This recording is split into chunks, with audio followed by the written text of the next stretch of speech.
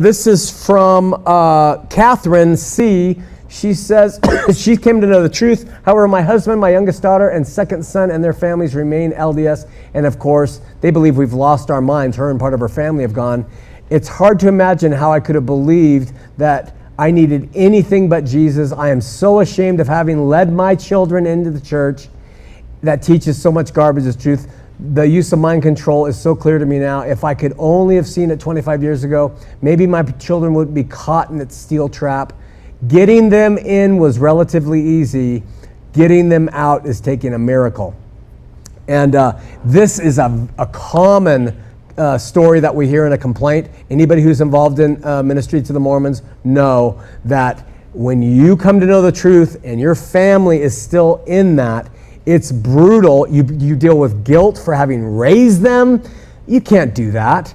You did the best that you knew. You were raising them in a religion that was proclaiming Christ, that was proclaiming God. The LDS have allegiance to God and Christ. Of course, we believe it's skewed in their doctrine, but you did your best. You were a parent who cared about your children. You took them to church.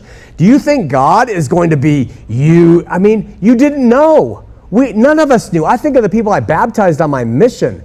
And all I can think of is I did my best. I tried to introduce them to something I believe that was true. People will write and say, why do you do what you do now? It's because I want to redeem the time. I want to redeem the time that I stole from people's lives by introducing them, by bringing other people into the truth and help offset that. And I know that's a strange kind of superstitious thing in my head, but I want to redeem the time.